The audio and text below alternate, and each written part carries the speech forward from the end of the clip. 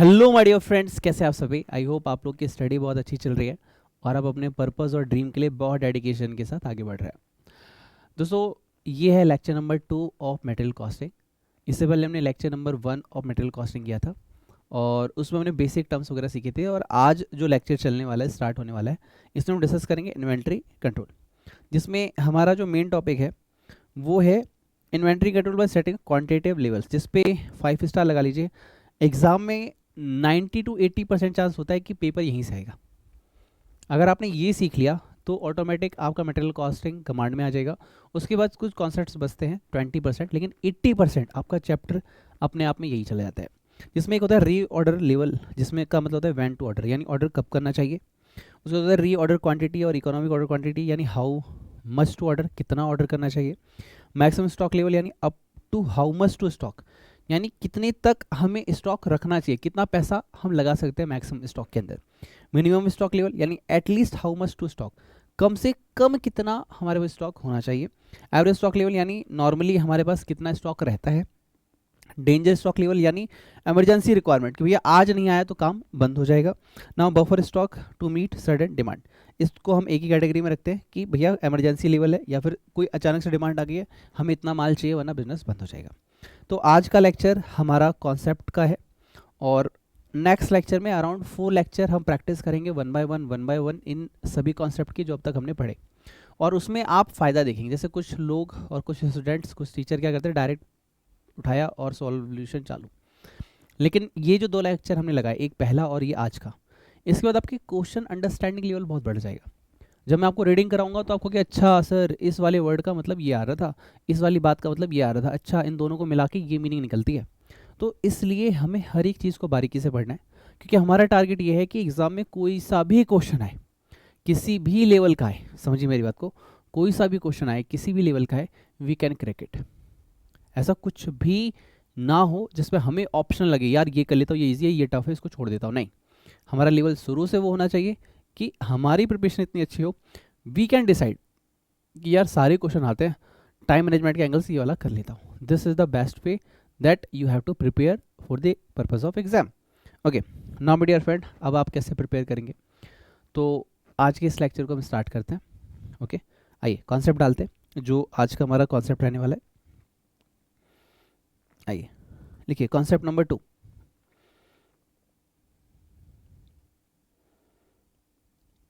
Concept number 2 और इसका नाम है इन्वेंट्री लेवल। इन्वेंट्री लेवल, या फिर आप इसे बोल सकते हैं level of inventory. Level of inventory, यानी इन्वेंट्री की क्या लेवल होने चाहिए। ठीक है, ओके। नाउ अब मेरी बात को ध्यान सुनना। आगे बढ़ने से पहले एक बार हमने जितनी भी थ्योरी पढ़ी उसको रिवाइज कर लेते हैं, then we will move further. सबसे पहला कॉन्सेप्ट हमने पढ़ा मटेरियल क्या होता है। मटेरियल हमने पढ़ा कि कोई भी कमोडिटीज़ होती है, कोई भी फिजिकल ऑब्जेक्ट होता है जिसको हम फाइनल प्रोडक्ट में यूज़ करने वाले हैं, वो हमारे लिए मटेरियल होता है। उसके बाद हमने कहा डायरेक्ट मटेरियल, जैसे मैंने आपको बहुत अच्छा एग्जांपल दिया कि कोई भी चीज़ जो आपको डायरेक्टली दिख रही है, जैसे पनीर आपको डायरेक्टली दिख रहा है शाही पनीर में, तो वो डायरेक्ट, लेकिन बहुत सारे इंग्रेडिएंट्स और शाही पनीर में यूज़ होते हैं जो कि दिखाई नहीं देते। जैसे सॉल्ट, क्या आपके टूथपेस्ट में नमक है, होता है लेकिन दिखाई नहीं देता। इनडायरेक्ट मटेरियल, यानी है तो सही लेकिन हमको दिख नहीं रहा फिजिकली, तो हम इसको इनडायरेक्ट बोलते हैं। ओके, उसके बाद हमने कॉस्ट कंट्रोल का छोटा सा टॉपिक पढ़ा था, that is economy, efficiency and effectiveness. Economy मतलब होता है अच्छा खरीदो, कम अमाउंट पे खरीदो ताकि बिजनेस का ज़्यादा फायदा हो। एफिशिएंसी मतलब हैंडलिंग एंड प्रोसेसिंग, यानी जो आपने खरीदा है अगर आप उसको अच्छे से प्रोसेस ही नहीं करोगे, हैंडल ही नहीं करोगे, तो बेस्ट आउटपुट कैसे आएगा। एफिशिएंसी मतलब जो आपने स्टैंडर्ड सेट किया है कि इतना आउटपुट आना चाहिए, ऐसा आउटपुट होना चाहिए, ये क्वालिटी का आउटपुट होना चाहिए, उसको हम बोलते हैं efficiency. Effectiveness, object of inventory management, इसमें हमने 2 ऑब्जेक्ट पढ़े थे और एग्जाम के लिए और इस पॉइंट के लिए जो आज हम डिस्कस कर रहे हैं इसके लिए बहुत जरूरी है।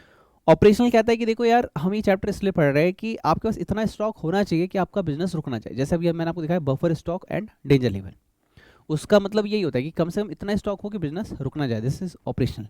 और फाइनेंशियल मतलब आपके पास बहुत सारा पैसा है, आपके पास 2 करोड़ रुपए लेट सपोज, तो क्या 2 करोड़ का 2 करोड़ इन्वेंट्री खरीद ले, या थोड़ी सी समझ के साथ खरीदे कि इतना पैसा होना चाहिए कि जितनी जरूरत है हमारा काम निपट जाए, और मैक्सिमम कितना स्टॉक खरीद सकते हैं, दिस इज मैक्सिमम लेवल, यानी कितना आपको पैसा लगाना चाहिए और उसके बाद रुक जाना चाहिए।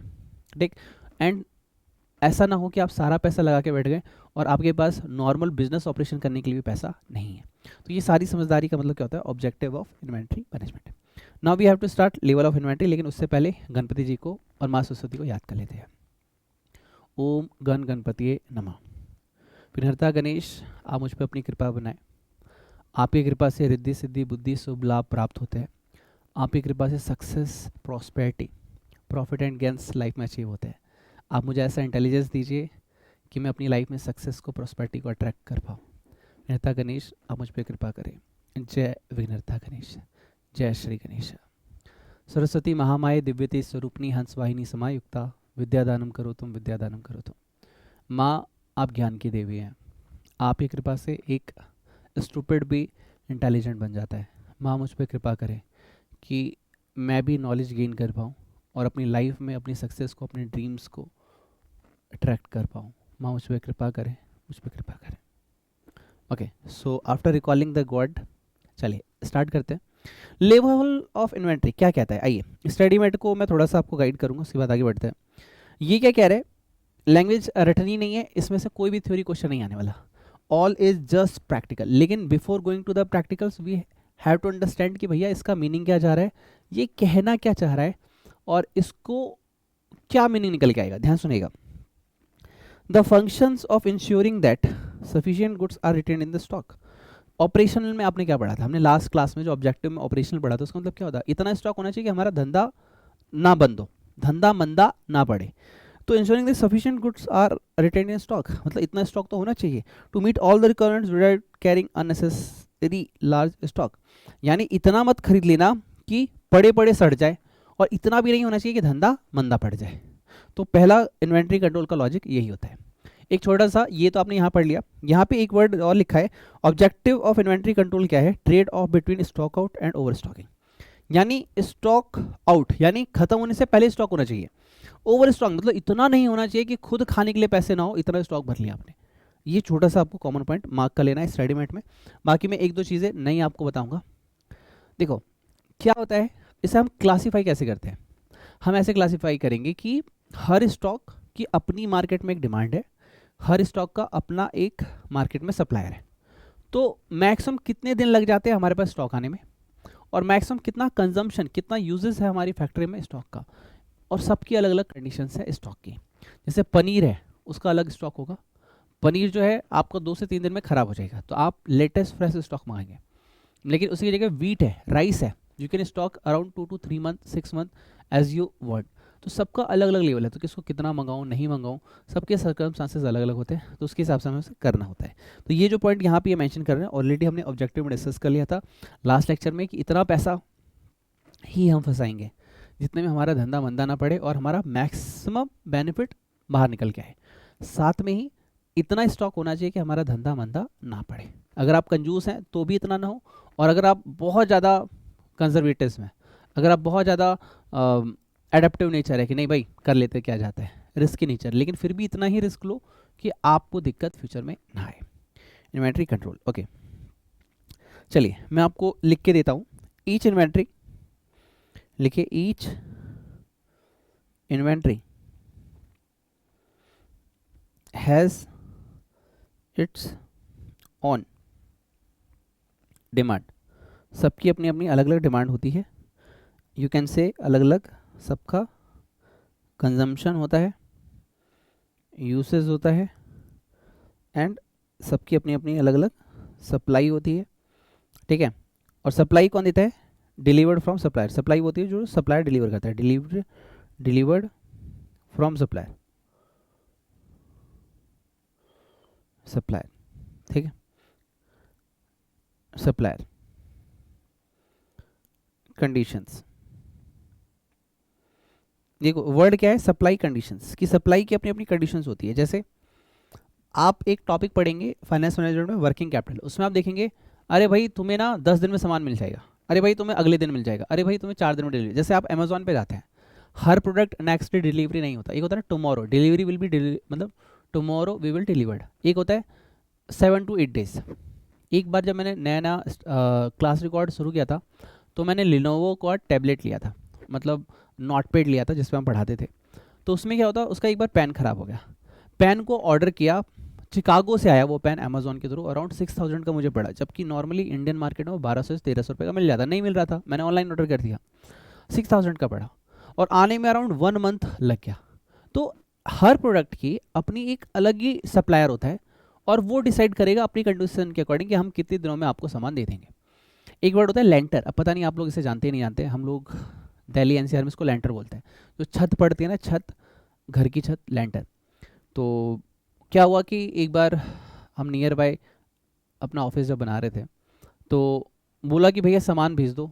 उसने, हमने बोला पहले ये भेजना, 3 आइटम थे, मटेरियल ए, मटेरियल 2, मटेरियल 3।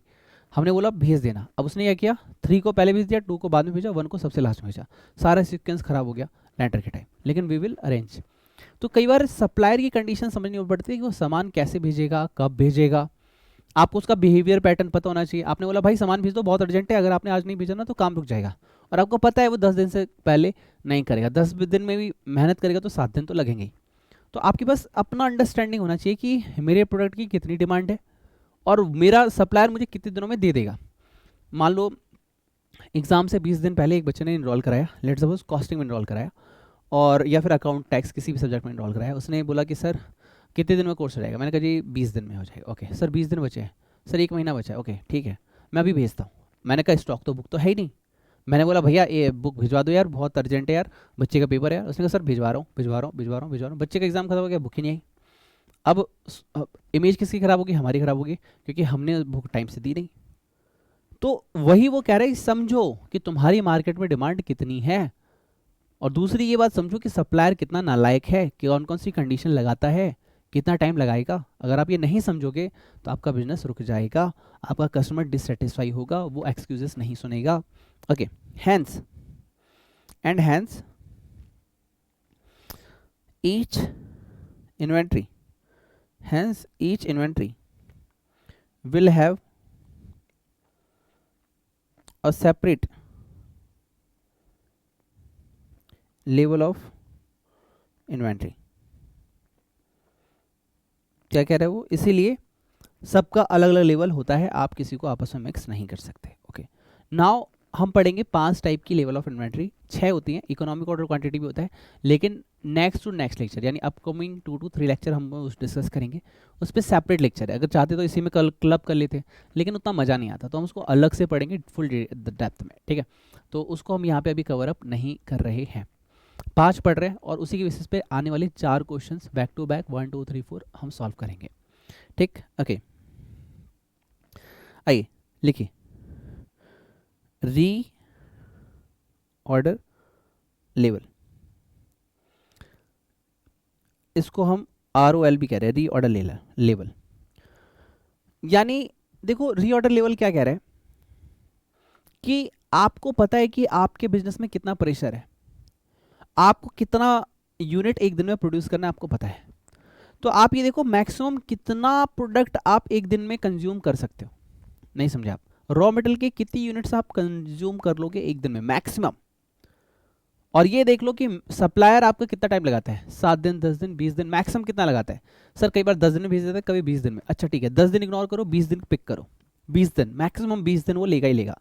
और आप कितना, सर कई बार 500 यूनिट्स भी यूज हो जाती है, कभी 1000, ओके तो आप 1000 को पिक करो, यानी मैक्सिमम आप कितना कंज्यूम कर लोगे। मैक्सिमम प्रेशर, यानी ऑर्गेनाइजेशन पे अगर मैक्सिमम प्रेशर भी होगा, ऑर्गेनाइजेशन अगर देखो प्रेशर होना गलत नहीं होता, क्योंकि प्रेशर में ही काम ज़्यादा होता है, प्रेशर में ही सेल्स ज़्यादा होती है, प्रेशर में ही रेवेन्यू ज़्यादा होती है, तो नेवर इग्नोर योर प्रेशर। तो प्रेशर बहुत ज़्यादा है, हम एक दिन में सबसे ज़्यादा कितनी यूनिट्स बना सकते हैं, सर 2000। हमें कम से कम कितना टाइम वो बुरा लेगा और टाइम देगा, सर आप बुरा अच्छा लो ना, कितनी जल्दी दे देगा, नहीं नहीं कंजर्वेटिव बोलता है आप ये देखो कि वो कितना ज़्यादा से ज़्यादा टाइम ले सकता है। सर 2 महीने, ओके 60 डेज, ओके तो 60 डेज मल्टीप्लाई में 2000 यूनिट्स, दिस इज योर री ऑर्डर लेवल। री ऑर्डर लेवल अपने आप में कह रहा है कि भैया कितना प्रेशर तुम हैंडल कर सकते हो मैक्सिमम, तो कितना डिले वो करेगा वो भी प्रेशर का रीजन, और कितनी यूनिट एक दिन में बन जाएगी ये भी प्रेशर का रीजन। तो इतनी क्वांटिटी कम से कम तुम्हारे पास होनी चाहिए, दिस इज री ऑर्डर लेवल। ओके आइए लिखते हैं इस चीज को। Generally a reorder level is fixed in a manner that avoids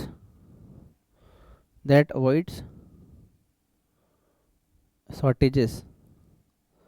मतलब भैया इतना अगर मैक्सिमम प्रेशर होगा तो भी इतना आपके पास होना चाहिए कि आपकी कमी ना हो, आपकी मशीनें ना रुके, आपकी लेबर खाली ना बैठे. Okay, if the quantity of material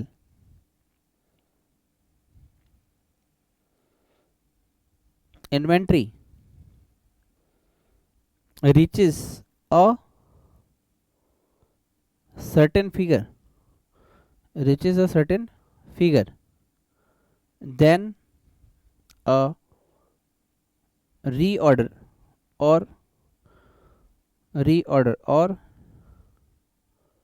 fresh order should be placed with the supplier of material. देखो क्या कह रहा है, जनरली अ रीऑर्डर लेवल, क्या कहा हमने, generally a reorder level is fixed in a manner that avoid shortage.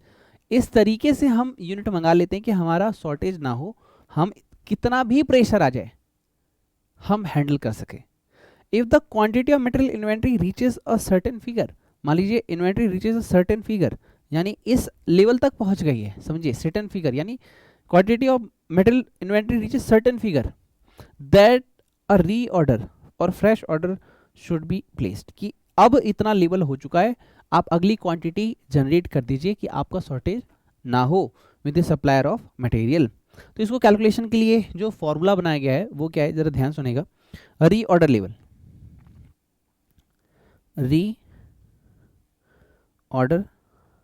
Level, क्या कहा गया, जरा ध्यान सुनेगा. मैक्सिमम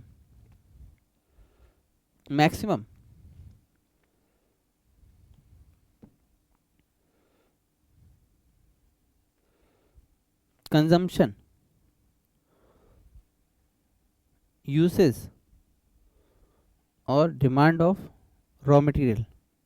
देखो ये क्यों बोला गया, ध्यान सुनेगा. मैक्सिमम कंजम्पशन यूसेज ये क्यों बोला गया, क्वेश्चन कई बार बोलेगा कि इस डिमांड का यूसेज इतना है, इस प्रोडक्ट का यूनिट का मेटल का यूसेज इतना है, तो क्वेश्चन पे ध्यान देना पड़ेगा. Now maximum delivery period,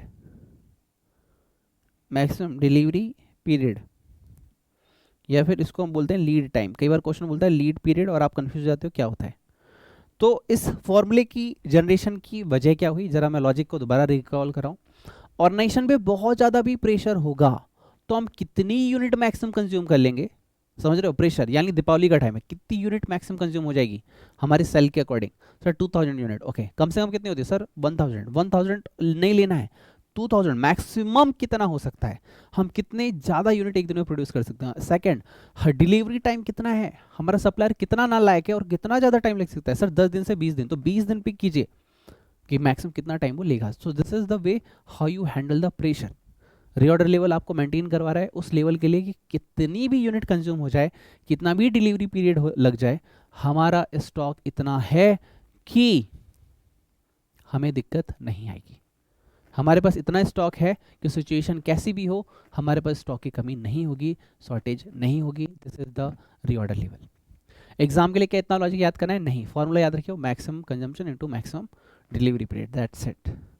okay, देखो क्या स्टडी मेट में कोई क्वेश्चन है क्या आपके लिए इसके लिए.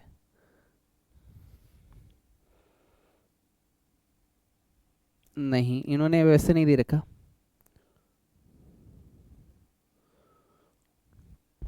देखिए क्वेश्चन है, नॉर्मल यूसेज 50 पर वीक, ओके. मैक्सिमम है 75 पर वीक. अब देखो मैक्सिमम हमें क्या चाहिए, रीऑर्डर लेवल. तो मैक्सिमम यूसेज 75 पर वीक, मिनिमम यूसेज 25, तो हमें मैक्सिमम चाहिए. रीऑर्डर क्वांटिटी 300 500, रीऑर्डर पीरियड है 4 और 6, तो हम किसको पिक करेंगे 6. तो 6 वीक मल्टीप्लाई में 75, ये हो जाएगा ए के लिए, और 4 वीक मल्टीप्लाई में 75 मैक्सिमम। तो ये देखिए 75 units into 6 450, 75 into 4 300। This is the way how you solve the reorder level. अरे सर ये तो वही फॉर्मूला है जो आपने सिखाया है। यस सर ये तो वही क्वेश्चन है जो अभी हम करने वाले हैं। हाँ आपने ये क्वेश्चन कर लिया, कॉन्ग्रेचुलेशन सर। इतना आसान होता है? यस अगर आपके कॉन्सेप्ट क्लियर हैं तो आपको बिल्कुल टाइम नहीं लगेगा। रेक्टाफिकेशन से भी हो जाएगा, लेकिन रेक्टाफिकेशन से आप टफ क्वेश्चन नहीं कर पाएंगे। इजी वाला तो निकाल लेंगे 5 नंबर वाला, लेकिन वही 8 नंबर में आ जाएगा, 12 नंबर में आ जाएगा, थोड़ी सी ट्रिक आ जाएगी, आप परेशान हो जाएंगे। ओके सो हमें परेशान नहीं होना। नाउ सेकंड हम सीखेंगे maximum level. Maximum level, maximum level का पहले लॉजिक समझते हैं। मैक्सिमम लेवल क्या कहना चाहता है? कह रहा है कि अगर आपके पास बहुत सारा पैसा है, देखो मैं आपको सिंपल तरीके से बताता हूँ ताकि थ्योरी के वे में आपको याद रहे। आपके पास बहुत सारा पैसा है तो आपको कितनी यूनिट अपने पास रख लेनी चाहिए? मेरे पास 10 करोड़ है, मैं ऐसा करता पूरे इंडियन मार्केट में जितना भी रॉ मटेरियल सब स्टॉक कर लेता हूँ? नहीं। रतन टाटा साहब को कितनी स्टील रखनी चाहिए कि उनकी कार मैन्युफैक्चर होती रहे?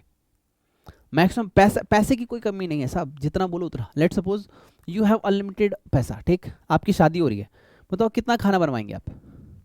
आपकी शादी में 200 लोग आने वाले हैं, ठीक, कितना खाना बनवा लेंगे आप?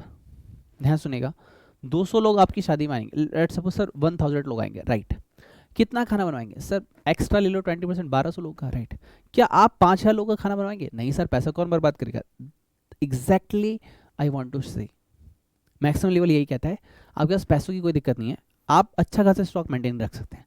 तो कितना पैसा मैक्सिमम आपको स्टॉक में फंसाना चाहिए, कितना पैसा स्टॉक में लगाना चाहिए ताकि आपका स्टॉक और आपका पैसा दोनों आइडल ना रहे? पता रहे ना कि 10 दिन में यूज हो जाएगा। हमने मंगा के रख लिया, अरे पैसे की कोई दिक्कत नहीं है साहब, आप बोलो हमने मंगा लिया, यूज कैसे करोगे? Understand how you use it. खराब हो गया रखे रखे, आप क्या करोगे? वेस्ट हुआ ना। और चलो यूज हो भी गया, खराब नहीं हुआ, लेकिन इतना सारा पैसा आपने जो रखा था, time of value of money, आपका पैसा अगर बैंक में रहता, एफडी में इन्वेस्ट करते तो कुछ तो इंटरेस्ट आता, रिटर्न आता, इसका आपने क्या किया? सो मैक्सिमम लेवल आपको यही बता रहा है कि मैक्सिमम कितने से कितना स्टॉक आप मेंटेन कर सकते हैं, मैक्सिमम कितना स्टॉक आपको मेंटेन रखना चाहिए। ओके आइए देखिए, it is inventory level, it is inventory level in the storeroom, in the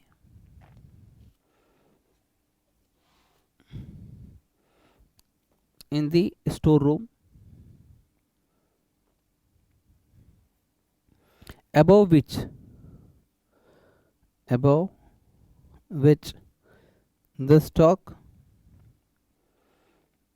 can not exceed in normal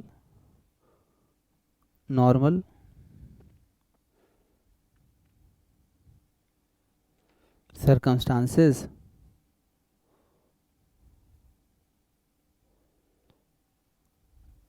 it is the inventory level, ये वो इन्वेंट्री लेवल होता है इन द स्टोर रूम के अंदर, अबव विच, जिससे ऊपर आपको स्टॉक मेंटेन नहीं करना चाहिए। क्यों?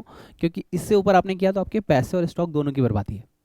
तो उतना ही स्टॉक रखिए मैक्सिमम, कितना, जितना हम आपको बता रहे हैं, ताकि आपका पैसा भी वेस्ट ना हो और आप इतना स्टॉक रखिए कि आपका काम भी ना रुके।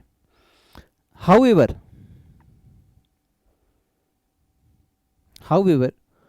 some minimum consumption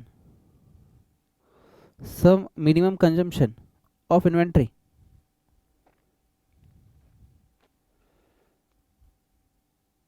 takes place during the minimum delivery और रीऑर्डर पीरियड। मैक्सिमम लेवल क्या कहता है, जरा ध्यान सुनिए। जो सेकंड पॉइंट क्या कह रहा है, वो क्या कह रहा है? कह रहा है कि देखो यार, तुमने जब अगला ऑर्डर दिया, मैक्सिमम दिया भी, तो ऐसा थोड़ी ना है कि काम बंद है, लेबर छुट्टी पे है, बिजनेस पूरा ठप है, मशीनें चल नहीं रही, ऐसा तो नहीं होगा, काम तो चल ही रहा होगा। तो यार मान लो तुम्हारा जो सप्लायर है 10 दिन की जगह 5 दिन में सप्लाई कर देगा, 5 डेज में, राइट। और तुम मान लो 2000 यूनिट प्रोड्यूस नहीं कर रहे तो 500 यूनिट कर रहे हो, ठीक। तो 500 इंटू 5, 2500 यूनिट्स तब भी कंज्यूम होगी। आपने आज ऑर्डर प्लेस किया तो ये थोड़ा ना शाम तक ऑर्डर आ जाएगा, नहीं ना, 10 दिन 5 दिन लगेंगे ना। तो मैक्सिमम तुम जितना मंगा रहे हो ठीक है, लेकिन उस समय भी कुछ ना कुछ काम चल रहा होगा, कुछ ना यूनिट जो होंगी वो यूज हो रही होंगे, कुछ ना कुछ यूनिट कंज्यूम हो रही होंगी, तो उस लेवल को उसमें से लेस कर दो। क्योंकि टोटल तुमने जो मंगाया वो ठीक है, लेकिन ऐसा नहीं है कि तुम्हारा स्टोर रूम पूरा खाली हो चुका होगा तब नया स्टॉक आएगा, नहीं। तुम्हारे ऐसा नहीं कि सारा मंगा लोगे, उसमें से वो अमाउंट लेस कर दो जो ऑलरेडी यूज हो रहा होगा उस पीरियड में जब तुमने नया ऑर्डर प्लेस किया है। नहीं समझे? लेट्स सपोज तुम अपना लंच लेके गए हो, ठीक है, तो मम्मी को ये पता है ना कि मैंने 6 रोटी दी है, वो 4 ही खाएगा, 2 वापस लेके आएगा। तो मम्मी को फिर से तुम्हें 4 खिलानी है तो कितनी यूनिट बनाएगी? वो 2 यूनिट ही और बनाएगी ताकि तुम्हें 4 दोबारा से मिल जाए। समझो इस लेवल को। मैक्सिमम कितना खाना तुम खा सकते हो? सर मैं ना कल शाम को 10 रोटी खाऊंगा। Okay fine. अब आपकी मम्मी को पता है कल शाम को ये लड़का 10 रोटी खाएगा, एग्जाम्पल ले रहा हूं। तो क्या हुआ, उसने क्या किया, उसको पता था कि 10 रोटी बनानी है, लेकिन मुझे पता है सवेरे जो उसको खाना दूंगी वो रात में 2 रोटी वापस लेके आएगा। सवेरे जो खाना दिया है 2 रोटी शाम को वापस लेके आएगा। तो मम्मी 10 अगर प्रोड्यूस कर देती है, 2 तुम लेके आए तो 12 हो जाएगी ना। तो 12 नहीं चाहिए, सिर्फ 8 चाहिए। 10 - 2 8। क्यों? क्योंकि 2 रोटी तुम वापस लाओगे, मैं बता था। अब एग्जाम्पल को साइड करते, दूसरा एग्जाम्पल लेते हैं ऑर्गेनाइजेशन का। कि हमें पता है कि जब एक आज मैंने लेट्स सपोज आज है 1 तारीख, एग्जाम्पल लिया, मुझे पता है जो मेरा स्टॉक है वो 20 तारीख को आएगा, ठीक। तो 20 दिन कंपनी बंद थोड़ी ना रहेगी, कंपनी के लेबर खाली थोड़ी ना बैठे रहेंगे, कुछ ना कुछ प्रोडक्शन तो होता रहेगा। तो कुछ ना कुछ अगर प्रोडक्शन हो रहा है, कुछ ना कुछ अगर काम चल रहा है, तो कुछ तो यूनिट भी तो खत्म होंगी, तो वो यूनिट आप इसमें से लेस कर लेंगे। तो ये फॉर्मूला जनरेट कैसे होता है? ये फॉर्मूला आपसे कह रहा है कि देख भाई, रीऑर्डर लेवल ले लो। सबसे पहले रीऑर्डर लेवल मतलब क्या होता है? रीऑर्डर लेवल मतलब मैक्सिमम कंजम्पशन मल्टीप्लाई में मैक्सिमम टाइम पीरियड। अभी अभी आपने ऊपर सीख लिया, ओके। सबसे पहले तो उसको पिक करो। सर मैक्सिमम लेवल में ये क्यों आ रहा है? क्योंकि ये मैक्सिमम है, ये री ऑर्डर लेवल से भी ऊपर जा रहा है, ठीक है। प्लस ये बोलता है इकोनॉमिक ऑर्डर क्वांटिटी ले लो।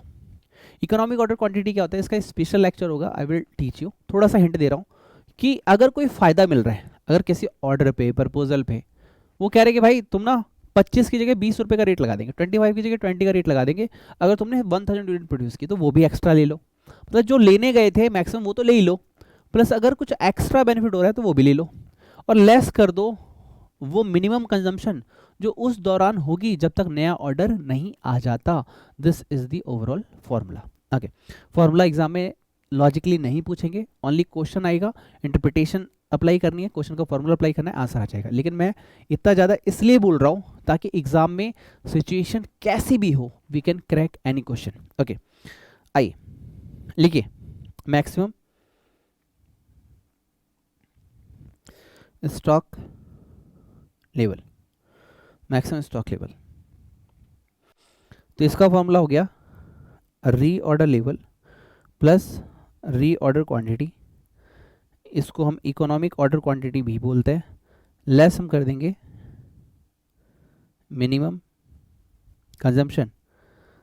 कम से कम भी यूज़ होगा तो स्टॉक कितना यूज़ होगा, ठीक है, मल्टीप्लाई में मिनिमम डिलीवरी टाइम। मतलब वो फास्ट से फास्ट भी सामान दे देंगे तो कितना दे देंगे, मतलब इतना सामान मिनिमम, समझ रहे हैं ना, 10 दिन लिया जाता है, अरे सर 5 दिन में दे देंगे, तो यहाँ पे मिनिमम पिक करेंगे, तो इतना हमारा काम हो जाना चाहिए। ओके आइए एक इसी पे ना स्टडी मेट में एक इसी क्वेश्चन में पिक करते हैं। मिनिमम यूसेज, देखो मिनिमम यूसेज ने बोला है कम से कम भी होगा तो 25 पर वीक यूज़ होगा ही होगा, कम से कम, यानी हम कम से कम भी यूज़ करेंगे तो 25 यूनिट जो है हमारा यूज़ होगा ही होगा। ओके राइट, तो हमें जानना है यहाँ पे मैक्सिमम। मैक्सिमम कहता है रीऑर्डर लेवल ले लो, तो रीऑर्डर लेवल देखो भैया 450 हमने पिक कर लिया यहाँ पे, ठीक, रीऑर्डर लेवल आ गया 450, रीऑर्डर क्वांटिटी क्वेश्चन में गिवन है, ठीक है, ये आपका 300, ए यूनिट के लिए कितना है 300, तो ये आ गया आपका 300। नाउ माइनस जो मिनिमम कंजम्पशन मिनिमम पीरियड है वो, तो मिनिमम पीरियड कितना है 25 यूनिट्स, और मिनिमम 25 यूनिट्स है, और डेज कितना है minimum, this is 4. If you can mark it, this A के आगे 4 लिखा हुआ है, ठीक है. मैं दोबारा से क्लीन करता हूँ. ए के आगे कितना है, 4, ठीक. तो इस तरीके से आप क्या करेंगे, मल्टीप्लाई में 4, तो आपका आंसर आ गया 650. तो यहाँ पे कितना है, अब अगर हम स्टॉक बी की बात करें, कंपोनेंट बी की, तो इसका आपका रीऑर्डर लेवल कितना है कंपोनेंट बी का, 300 यूनिट्स. तो 300 यूनिट्स आपका यहाँ पे आ गया. इसका इकोनॉमिक ऑर्डर क्वांटिटी कितना है, 500 है. तो यहाँ पे इकोनॉमिक ऑर्डर क्वांटिटी इसकी 500 यूनिट्स आएगी. फिर मिनिमम 25 यूनिट्स पर वीक है. मल्टीप्लाई में अगर हम इसके डेज की बात करें तो रीऑर्डर पीरियड है 2 डेज़ का, तो रीऑर्डर पीरियड है हमारा 2 डेज़ का. So you will get the answer 750. This is the way how you deal this. Okay, चलिए, ये हमारा एक हो गया मैक्सिमम लेवल. मैं चाहता तो देखो सर फॉर्मूले लिखवाता, 2-3 क्वेश्चन कराता, चैप्टर और कॉन्सेप्ट अभी खत्म हो जाता, लेकिन मैं नहीं चाहता ये. मैं चाहता हूँ डेप्थ लेवल पे पढ़ो, इतना पढ़ो, इतना पढ़ो कि पेपर कैसा भी आए, we can crack it, we can crack it, we can crack it. Okay okay, आइए अब हम पढ़ेंगे थर्ड, मिनिमम मिनिमम मिनिमम और इसको बोलते हैं सेफ्टी स्टॉक लेवल. इसको कई बार बोला जाता है बफर स्टॉक लेवल, ठीक है. देखो जो मैंने कॉन्सेप्ट आपको टच किया, आई डोंट नो कि आपने पहले इसको सीखा था कि नहीं सीखा था. अगर आता था तो भी कमेंट बॉक्स में मुझे बताइएगा, आता था, नहीं आता था तो बताइएगा कि सर नहीं पहली बार सीख रहे हैं, and we learn something new. Okay, तो देखो हमने पहले क्या पढ़ा, रीऑर्डर लेवल में हमने पढ़ा कि मैक्सिमम कितना भी प्रेशर हो, मैक्सिमम कितनी भी यूनिट एक दिन में कंज्यूम हो जाए, मैक्सिमम कितना भी डिलीवरी टाइम लग जाए, हमारी क्वांटिटी कभी शॉर्टेज नहीं होनी चाहिए. This is reorder level. Maximum level कहता है भैया रीऑर्डर लेवल को तो ले लो, इकोनॉमिक ऑर्डर क्वांटिटी को ले लो और मिनिमम कंजम्पशन को लेस कर दो. रीजन क्या है, ये कह रहे हैं भाई हमारे पास पैसा बहुत है, लेकिन इतना भी पैसा मत लगा देना कि तुम्हारा पैसा और तुम्हारा स्टॉक दोनों वेस्ट हो. इसलिए मैक्सिमम लेवल कहता है कि भैया हमारे पास पैसा बहुत है बट इतना ही मंगाओ जितनी जरूरत हो, प्लस अगर कोई फायदा मिल रहा है तो इकोनॉमिक ऑर्डर क्वांटिटी ऐड कर लो. फायदा कैसे मिलेगा, इकोनॉमिक ऑर्डर क्वांटिटी में सिखाऊंगा आपको. प्लस ऑर्डर प्लेस करने से ऑर्डर आने तक के बीच का जो कंजम्पशन है उसको लेस कर दो. This is maximum. Now we are talking minimum safety stock level, minimum level या मिनिमम सेफ्टी स्टॉक लेवल या फिर बफर स्टॉक लेवल. ये क्या कह रहा है, ये कहना क्या चाहता है कि आपकी ऑर्गेनाइजेशन में कम से कम इतना हो कि कोई मर ना जाए. मरना जाए इन द सेंस स्टॉक इतना कम हो चुका है, ऑर्डर अब प्लेस कर दो. यानी इतना स्टॉक, मान लो आपके पास स्टॉक है ही नहीं तो कम से कम इतना स्टॉक तो रखो कि आज का दिन चल जाए. जैसे नहीं कहते कि जिंदा रहने के लिए तेरी कसम एक मुलाकात जरूरी है सनम. पता नहीं गाना है ना, जिंदा रहने के लिए तेरी कसम एक मुलाकात जरूरी है सनम. सर आप रोमांटिक गाने गा रहे हो, बिल्कुल नहीं. मैं एक कॉन्सेप्ट डाल रहा हूँ सबकॉन्शियस माइंड में कि एक मुलाकात, इतना स्टॉक प्लीज रख लो, जिंदा हो जाएंगे, जिंदा रहने के लिए तेरी कसम. यानी स्टॉक जी इतने तो आप होने ही चाहिए कि ऑर्गेनाइजेशन ठप ना पड़ जाए, ऑर्गेनाइजेशन पे शटर ना लग जाए, और जो लड़के हैं वो खाली बैठ के बीड़ी सिगरेट ना पीने लग जाए. इतना स्टॉक कम से कम होना चाहिए. आपके पास पैसे नहीं है कोई बात नहीं, लेकिन फिर भी इतना अरेंजमेंट रखो फंड्स का, इतना स्टॉक रखो अपने यहाँ कि आपका काम बंद ना हो जाए. अगर इससे कम आपका स्टॉक हुआ तो डेफिनेटली आपका बिजनेस रुक जाएगा, ऑपरेशनल एक्टिविटी ब्रेक हो जाएगी. ओके, तो how we interpret it, mention it, it is the ideal inventory level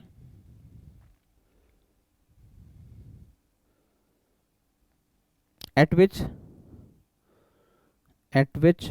the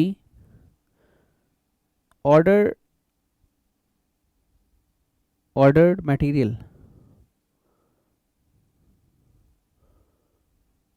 should be received. मतलब ये होना चाहिए कि भाई मेरे को आज स्टॉक दे देना भाई, अगर आज नहीं मिला तो बिजनेस बंद हो जाएगा. जैसे कोई इंसान मर रहा था, ठीक, मर रहा था, तो उसको किसी ने आके थोड़ा सा पानी पिला लिया, वो जिंदा हो गया. उसने बोला भाई अगर आज तू मुझे पानी नहीं पिलाता ना तो मैं मर जाता. उस तरीके से आज अगर मटेरियल नहीं मिला तो हम मर जाएंगे. मरना इन द सेंस हमारा बिजनेस रुक जाएगा, लेबर खाली हो जाएंगे, मशीनें बंद पड़ जाएंगी. Okay, ideally the ordered inventory ideally the ordered inventory should be received till this level, यानी इस लेवल तक हमारी जो ऑर्डर की हुई लेवल है ना, ऑर्डर जो हमने किया था वो आ जाना चाहिए। अगर इस लेवल तक नहीं आया तो ऑर्गेनाइजेशन में दिक्कत आ जाएगी। एक छोटा सा यहाँ पे ना फॉर्मूला है आपका, फॉर्मूला मैं मेंशन करता हूँ। मैं आपको फॉर्मूला बताता हूँ। सबसे पहले लिखिए सेफ्टी या फिर बफर या फिर मिनिमम लेवल, इसको मिनिमम लेवल भी बोला जाता है, ठीक है। ये कहते हैं रीऑर्डर लेवल। रीऑर्डर लेवल क्या होता है? मैक्सिमम कंजम्पशन मल्टीप्लाई में मैक्सिमम टाइम, ओके। माइनस इसमें से कर दो normal,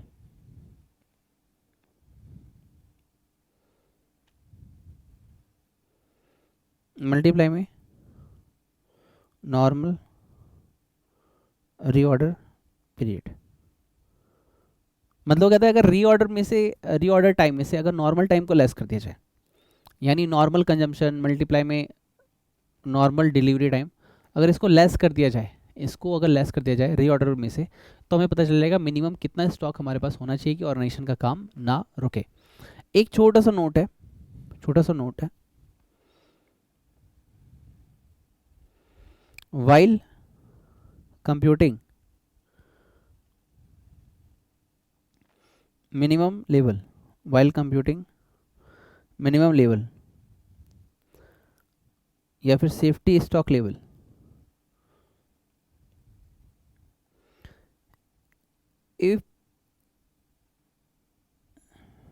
if normal uses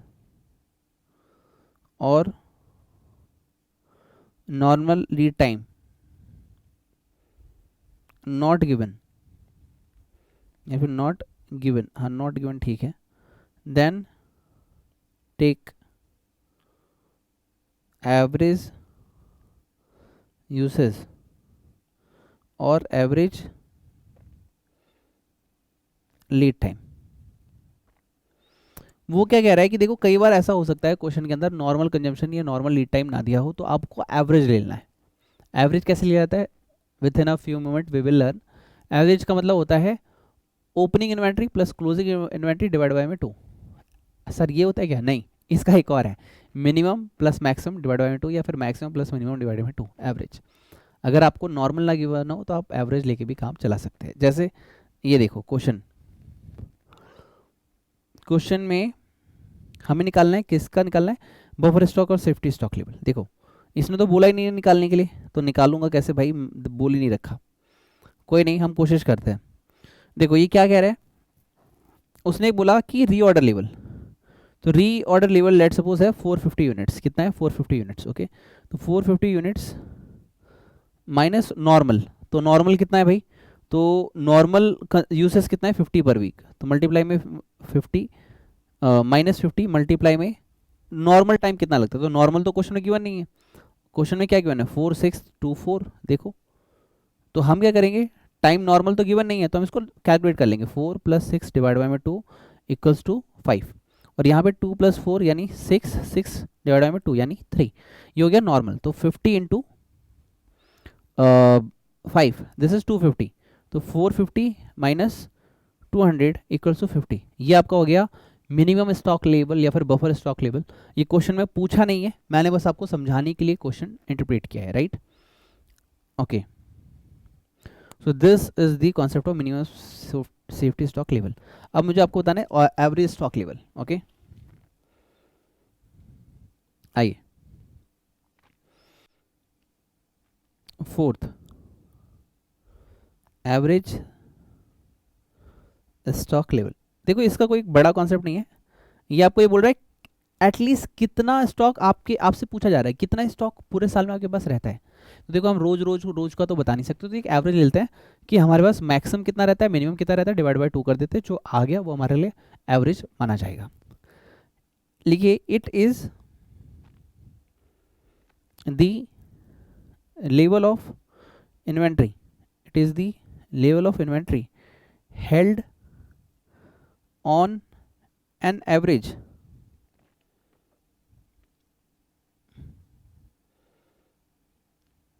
throughout the year in the stock, sorry in the store room, in the store room मतलब ओवरऑल पूरे साल में कितना स्टॉक आपके पास रहता है। ठीक, तो इसके देखो दो तरीके हैं। यहाँ पे आप लिखेंगे अप्रोच वन। अप्रोच वन कहता है मैक्सिमम, चलो मैं फुल फॉर्म लिख देता हूँ, मैक्सिमम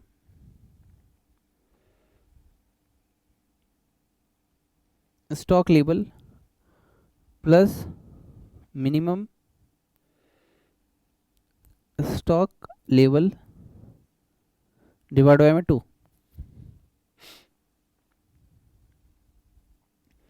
उसके बाद है अप्रोच टू। सर हमें कैसे पता चलेगा? As per the question requirement. ये अभी जो हम देख रहे हैं बेसिक क्वेश्चन इसमें तो नहीं है, लेकिन एक क्वेश्चन मैं आपको ऐसा करवाऊंगा अपकमिंग लेक्चर में ही जिससे आपको इसका आइडिया लग जाएगा। ठीक है, इसका क्या है अप्रोच टू, आपको क्या करना है, क्वेश्चन में डिटेल नहीं दी हुई है तो आप क्या कीजिए, मिनिमम स्टॉक लेवल लीजिए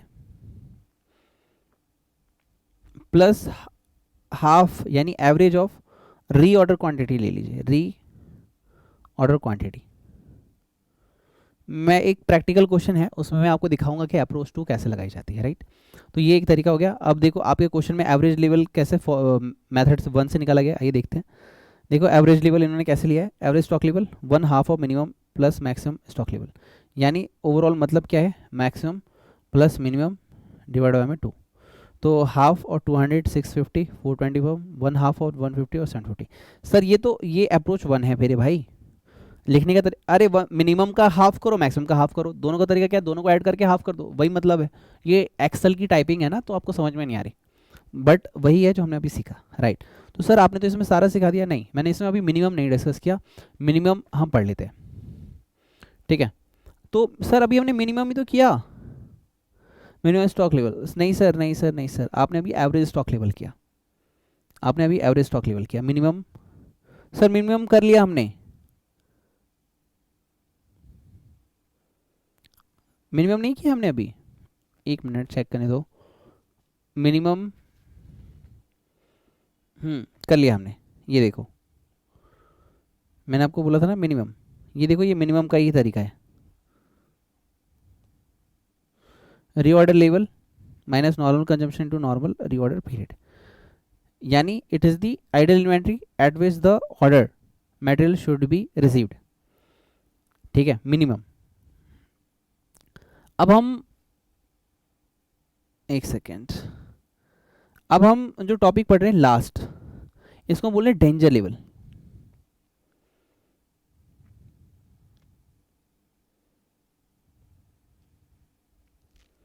देखो तो डेंजर लेवल ना एक्चुअली कोई फॉर्मूला नहीं है, ये एक छोटा सा कॉन्सेप्ट है कि अब आप उस जोन में हो, जैसे अभी हमने एक पढ़ा था, जिंदा रहने के लिए तेरी कसम एक मुलाकात जरूरी है सनम, यानी आप एक बार मिल लो वो जिंदा हो जाएगा। लेकिन ये वाला क्या कह रहा है, ये आईसीयू में भर्ती है, अब दुआ कर लो, लास्ट टाइम मेहनत कर लो वरना तुम नहीं बच पाओगे। देखो एक एग्जांपल और देता हूँ, मिनिमम मतलब रिजल्ट आ गया, रिजल्ट से एग्जाम तक की जो पढ़ाई होती है वो मिनिमम होती है, 2 से 3 महीने एग्जाम के लिए प्रिपरेशन के लिए मिलते हैं, भैया पढ़ लो वरना फेल हो जाओगे। राइट, दूसरा तरीका क्या है, डेंजर। डेंजर क्या बोल रहा है, लास्ट के महीने में मैं देता हूँ मजदूर लिस्ट कि भाई अब तो तुम डेंजर में हो, पास तो होने की उम्मीद छोड़ दी है, चलो मैं मजदूर लिस्ट दे देता हूँ, इंपॉर्टेंट क्वेश्चन की लिस्ट देता हूँ, इसे कर लो और पास हो जाओ। जब आप लास्ट में आरटीपी एमटीपी और पास्ट ईयर के कुछ क्वेश्चंस करके जाते हैं, वो होता है डेंजर लेवल, खतरे में, पास होने की कोई उम्मीद नहीं, लेकिन एक कोशिश कर रहे हैं कि भाई चलो एग्जाम तो देने ही जाना है। और एक है एग्जाम से, ध्यान सुनिएगा, रिजल्ट आया और एग्जाम तक की पढ़ाई, दिस इज मिनिमम। डिफरेंस समझ में आ रहा है? डेंजर क्या है, लास्ट 1 महीने में पढ़ के पास होना है, और मिनिमम क्या है कि लास्ट 2-3 महीने हैं, पढ़ लो पास हो जाओगे। और मैक्सिमम क्या है कि भैया तुमको पता है एक सब्जेक्ट में मान लो 1 महीना लगेगा, तो हमारे पास 6 सब्जेक्ट एग्जाम्पल, तो 6 × 1 यानी कम से कम 6 महीने की हार्डकोर प्रैक्टिस होनी चाहिए, तब जाके इसे हम मैक्सिमम कहेंगे। सर उसमें भी 3 महीने रिवीजन के टेस्ट के ले लो तो ओके, तो 3 + 6 9 हो गया, समझ में आ रहा है। हॉलीडे वगैरह को लेस कर दो तो उतना इफेक्टिव टाइम आ जाएगा, वो हो गया मैक्सिमम। और रीऑर्डर मतलब 6 × 1 यानी 6, अगर आप 6 मंथ पढ़ते हो तो उसको बोलेंगे रीऑर्डर लेवल। अगर आप 9 मंथ पढ़ते हो मैक्सिमम लेवल, आपने रिवीजन और टेस्ट सीरीज ऐड कर ली। मिनिमम यानी लास्ट के 2-3 महीने, और डेंजर लेवल यानी लास्ट का वो पीरियड कि भाई अब तुम खत्म होने वाले हो, कोशिश कर लो, अभी भी नहीं किया तो सब खत्म है, दिस इज डेंजर लेवल। इसका कोई फॉर्मूला नहीं है, just it's a concept we try to understand, okay. देखिए when the material is ordered with the supplier in an emergency, मतलब हम कह रहे हैं भैया भिजवा दो यार, सर वो कस्टमर का ऑर्डर आया सर, बहुत इमरजेंसी है सर, सर दे दो सर, अब आपने नहीं दिया तो सर ऑर्डर कैंसिल हो जाएगा सर, प्लीज़ सर दे दो सर। सप्लायर से बोले सर दे दो सर, कल 1 यूनिट दे दो यार, ऑर्डर आया हुआ है, इमरजेंसी है प्लीज़। ये इस तरीके की सिचुएशन है। Danger level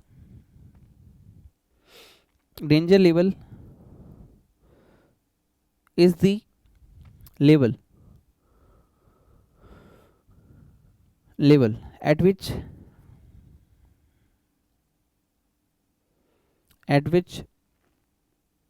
if an order will placed, मान लो अब ऑर्डर प्लेस किया, then the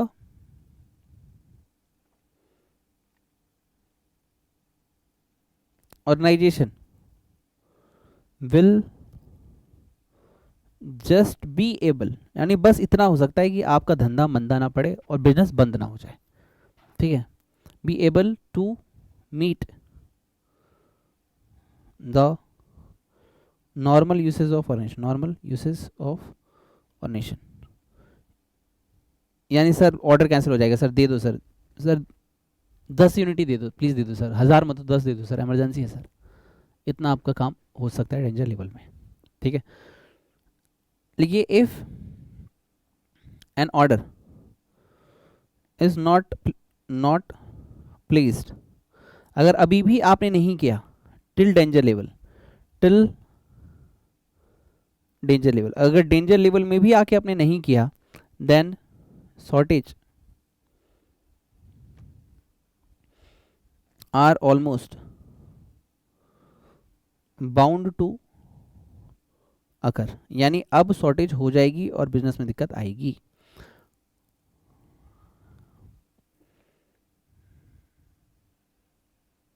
एक छोटा सा नोट लिख लो, अभी समझ में नहीं आएगा लेकिन क्वेश्चन के दौरान समझ में आएगा आपको। लिखो if emergency delivery period is not known, assume it to be below or equal to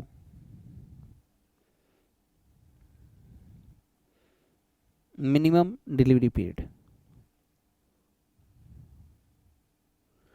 देखो वो कह रहे हैं कि अगर इमरजेंसी पीरियड के बारे में नहीं बता रखा तो एक चीज़ समझ आना, मिनिमम जो भी है वो उससे कम ही होगा, जैसे 2 महीने पढ़ने के तो उससे कम, यानी 1 महीना होगा।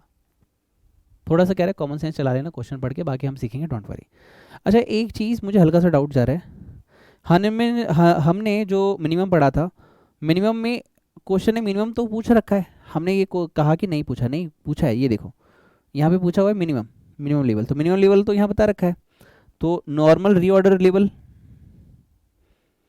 रीऑर्डरिंग लेवल 450 यूनिट्स यहाँ से आपने लिया, फिर नॉर्मल कंजम्पशन और एवरेज पीरियड को आपने लेस कर दिया 15 × 50 200 यूनिट्स। तो सर ये जो आप दिखा रहे थे -50, सर ये 5 कैसे आया, आप ये बताओ कि 5 कैसे आया, तो 5 कैसे आया आप मुझे बताओ। 5 ऐसे आया सर क्योंकि आपने 4 + 6 डिवाइड बाई में 2 किया। 3 वीक्स कैसे है, 2 + 4 आपने डिवाइड में 2 किया, तो ये यहाँ से आंसर आ गया। तो यहाँ पे आपने एक आंसर लिखा था 400 माइनस 15 to 50, ये हो जाएगा 250। यहाँ पे आपने गलत कैलकुलेशन की है, 450 माइनस 250 इक्वल्स टू आ गया 200, ये आंसर है, ठीक है। और एक बात और बता दूं मैं आपको कि अभी हमने जो भी पढ़ा है, ये क्वेश्चन आपको लग रहा हो सर हमने डिस्कस कर लिया ऐसे, नहीं नहीं नहीं नहीं नहीं, अभी नेक्स्ट लेक्चर में हम 4 क्वेश्चन करेंगे रिटर्न। उसमें से पहला क्वेश्चन ये खुद है, मतलब आपकी जो विघ्नता कॉस्टिंग बुक है उसका पहला क्वेश्चन ये खुद ही है। तब हम और क्लियरिटी के साथ पढ़ेंगे और अच्छे के साथ पढ़ेंगे, तब मैं और डेप्थ में जाके समझाऊंगा, क्योंकि आज मैं कॉन्सेप्ट खेल रहा था, अभी हमें इसकी प्रैक्टिकल न्यूमेरिकल्स जैसे भी है वो भी टच करने। तो एक बार समरी में अगर हम बात करें कि सर हमने क्या पढ़ा, तो आप ऐसे समझ लो, और ये ही है आपका आज का सार। रीऑर्डर स्टॉक लेवल मतलब हमें ऑर्डर कब करना चाहिए। देखो पूरा कॉन्सेप्ट नहीं पढ़ना, इतना पढ़ लो, ठीक। और फॉर्मूले अपने आप याद हो जाएंगे with the help of practice, जो हम नेक्स्ट लेक्चर में करेंगे। रीऑर्डर स्टॉक लेवल क्या है, ऑर्डर कब करना चाहिए, ठीक है। रीऑर्डर क्वांटिटी इकोनॉमिक है, हाउ मस्ट ऑर्डर, कितना ऑर्डर करना चाहिए। तो इकोनॉमिक ऑर्डर क्वांटिटी भी सेपरेट लेक्चर होगा, मैंने आपको बता दिया, पहले कल की प्रैक्टिस कर लें देन उसके बाद। ना मैक्सिमम स्टॉक लेवल क्या है, up to how much to stock, कितना मैक्सिमम कितना स्टॉक रखना चाहिए। मिनिमम मतलब एटलीस्ट हाउ मच, कम से कम इतना तो रख ही लो वरना धंधा बंद पड़ जाएगा। एटलीस्ट क्या बोल रहा है, मिनिमम स्टॉक लेवल क्या, एटलीस्ट इतना रख लो वरना धंधा बंद पड़ जाएगा। एवरेज स्टॉक लेवल मतलब स्टॉक नॉर्मली कितना होता है, मतलब आपके यहाँ स्टॉक नॉर्मली कितना रखा जाता है। डेंजर और स्टॉक लेवल में बताया गया, danger stock level, buffer stock. Emergency की रिक्वायरमेंट होती है कि भैया सडन आज आपकी जरूरत पूरी हो जाएगी, वरना रोज रोज ऐसा नहीं चलेगा। चलिए विघ्नता गणेश को थैंक यू बोलते हैं। विघ्नता जी आपका बहुत बहुत शुक्रिया हमारी डिस्ट्रैक्शंस को दूर करने के लिए, हमें फोकस देने के लिए, अपनी बुद्धि हमें देने के लिए आपका बहुत बहुत शुक्रिया। माँ सरस्वती आपका बहुत बहुत शुक्रिया, क्योंकि आपके ज्ञान की वजह से हम अपनी सक्सेस की ओर आगे बढ़ रहे हैं, अपनी लाइफ की ओर आगे बढ़ रहे हैं। मम्मी पापा आपका बहुत बहुत शुक्रिया, इस स्ट्रगल फेज़ में, इस बुरे वक्त में, बचपन से आज तक आपने हमारा साथ दिया हमारी सक्सेस के लिए। मम्मी पापा आपका बहुत बहुत शुक्रिया। टीचर जी आपका बहुत बहुत शुक्रिया इतनी नॉलेज शेयर करने के लिए, अपना टाइम देने के लिए। दोस्तों आप लोगों से रिक्वेस्ट है कि अभी तक आपने कमेंट बॉक्स में जय विघ्नता गणेश नहीं लिखा तो प्लीज़ लिख लीजिएगा, मैं आप सभी को गॉड ब्लेस यू बोलूँगा। और माँ सरस्वती के लिए लिखिएगा जय माँ सरस्वती, ताकि मैं आपको गॉड ब्लेस यू बोलूँ और आपको इतनी ब्लेसिंग्स मिली कि एग्ज़ाम वाले दिन आपको ब्लेसिंग्स की कमी ना हो, रिजल्ट वाले दिन आपकी ब्लेसिंग्स की कमी ना हो। वीडियो को लाइक नहीं किया तो लाइक कर लीजिएगा प्लीज़। और अगर आज किसी कॉन्सेप्ट को समझने में दिक्कत रह गई है so don't worry, in next lecture we learn more, in next lecture we practice more. Next lecture में हम प्रैक्टिस करेंगे 4 क्वेश्चंस की बैक टू बैक। आपकी जो भी डाउट रह गए हैं या रह गया कि अरे यार ये चीज़ ऐसे समझा दी, ऐसे से बोल दी, क्या बोल दिया, हो सकता है मैंने कुछ ऐसा बोला आपको ना समझ में आया हो, सो डोंट वरी, नेक्स्ट लेक्चर में हम थोड़ी सी और प्रैक्टिस करेंगे। तो मिलते हैं आपसे नेक्स्ट लेक्चर में। Wish you all the best and God bless you, take care, bye.